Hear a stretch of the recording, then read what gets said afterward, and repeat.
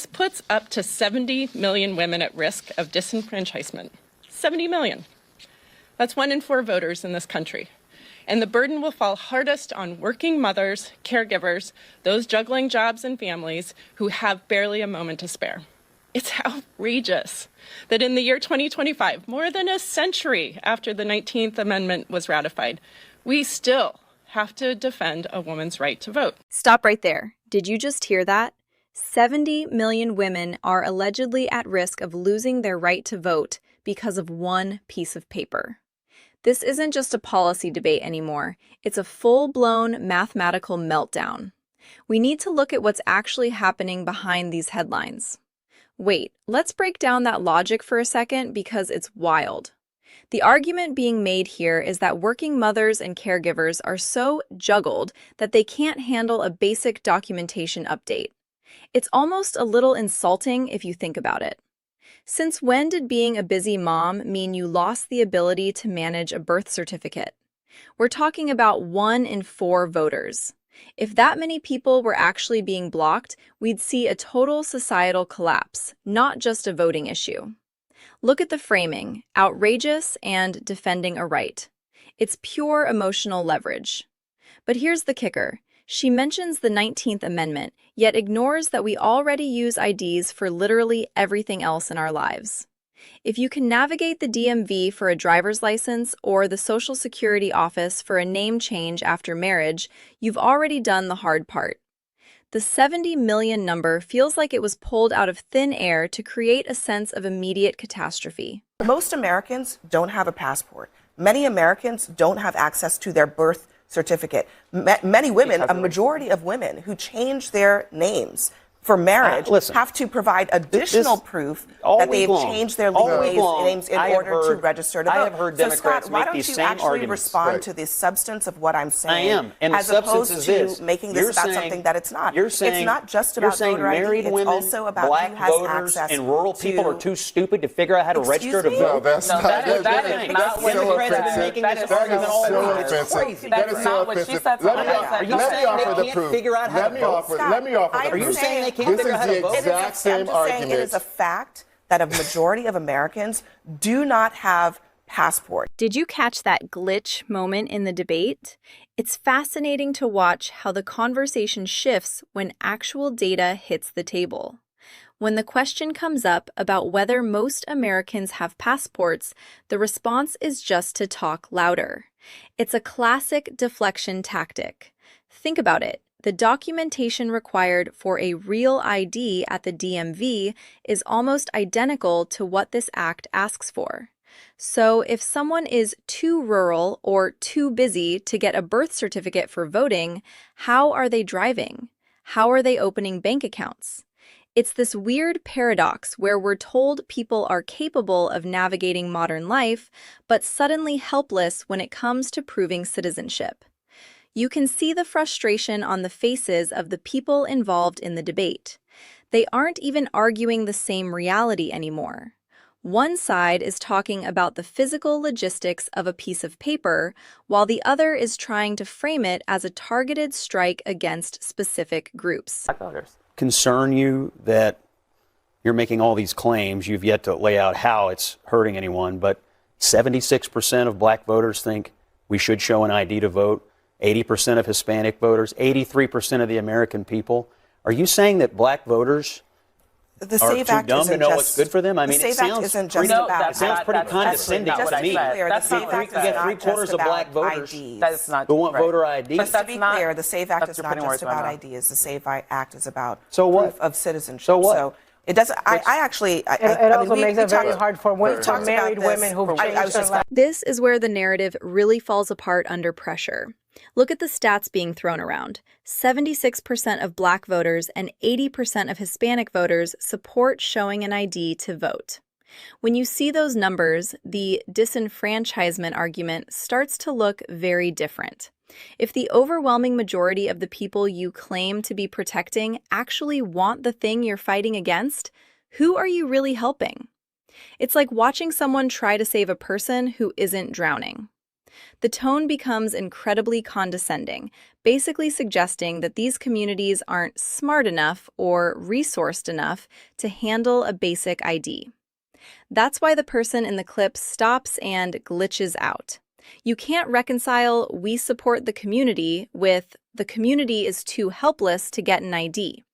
It's a massive internal contradiction that they hope you won't notice if they keep the volume high enough. Colleagues are spending a lot of time lecturing the American people on how this is going to require you to show your papers. But last time I checked, during COVID, they demanded that if you simply wanted to go to a funeral, be with your loved ones while they were dying, or get married, you had to show your papers.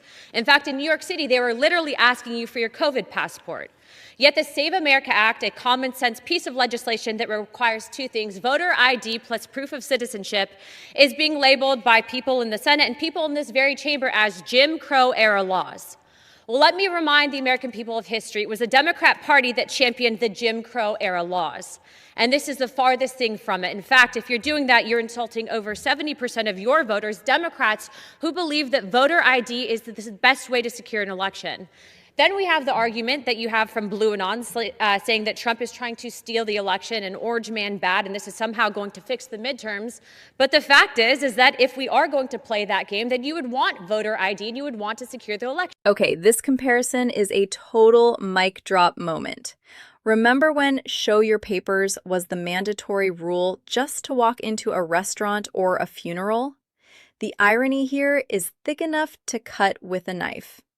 We just lived through a period where digital passports were required for the most basic human interactions, and many of the people now calling voter ID Jim Crow 2.0 were the loudest supporters of those mandates. It's a complete 180 on the philosophy of government documentation. Suddenly, asking for proof of citizenship to participate in the most sacred part of a democracy is an insult, but asking for medical records to buy a sandwich was common sense.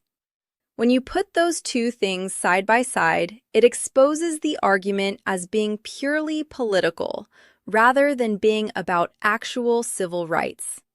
It's about which papers suit the narrative of the week. Republicans are trying to make it harder for you to vote. Let me tell you how. The Save America Act would require your passport or your birth certificate to match your current name in order to be able to vote. If y'all got married and changed your name, your birth certificate would not match your current name. Nearly 69 million women in America have a birth certificate that does not match their current name, and therefore 69 million American women would no longer be eligible to vote. Let's look at the name change trap they're trying to set. They want you to believe that if you get married and change your name, your birth certificate is suddenly a mismatch that kills your vote. But think about your own life. When you change your name, you get a marriage certificate. That is the legal bridge between your old identity and your new one. You use it for your social security card, your passport, and your taxes. The idea that this bridge suddenly vanishes when you walk into a polling station is just a fantasy. It's a logistical non-issue being sold as a constitutional crisis. They're banking on people not knowing how the legal name change process actually works. If you've ever filled out a W-4 or applied for a loan, you've already solved this problem a dozen times over. It's not a barrier. It's a standard procedure. United States citizens should be the people choosing our elected leaders, not illegal immigrants. Now, look, I'm not a drinker. Everybody knows that. But I know if I go to Weigel's in Knoxville, Tennessee, down on the corner of Emory Road and Tazewell Pike, and if I go in there to buy a six-pack or a can of Skull or a scratch-off, dadgummit, I gotta produce an ID. When you purchase a firearm, when you board a plane, when you open a bank account, if I put $100 in the bank and then right then and ask for 20 of it back, guess what? I gotta show a dadgum ID. Why can't you vote for an elected official without one, Mr. This is the ultimate reality check. We need an ID to buy a six-pack, to buy a firearm, to board a plane, and even to get our own money out of a bank. If I put $100 in the bank and want 20 back, I have to prove I'm me.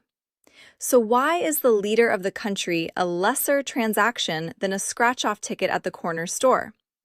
It's a question that nobody seems to want to answer directly. Every time this is brought up, the response is to talk about systemic barriers. But we don't talk about systemic barriers preventing people from buying Skull or a six-pack. We accept that an ID is part of being an adult in a functioning society. Stripping that requirement away only for the ballot box feels like a deliberate attempt to leave the door unlocked. I do not believe that it's unreasonable or to show ID just to vote. And I remind everybody that less than a year ago in Wisconsin, they added that to the Constitution by a 63%, passing, to put that in the Constitution that you have to show ID. It's not every day you see John Fetterman and the GOP on the same page, but here we are. When you have a Democrat from a major swing state like Pennsylvania saying it's not unreasonable to show an ID, the extremist label they try to put on this act starts to peel off.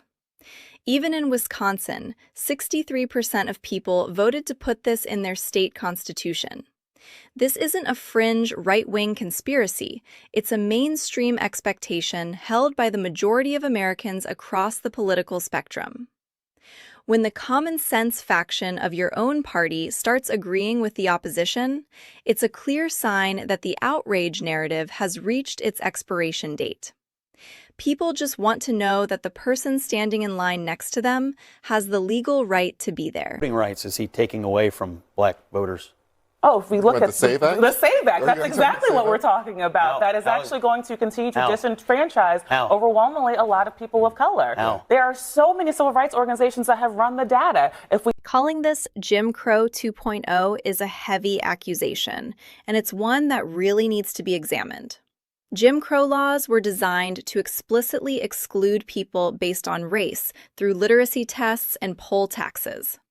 Comparing a free or low-cost government ID, which is required for basically all other civil functions, to the era of state-sponsored segregation is a massive stretch.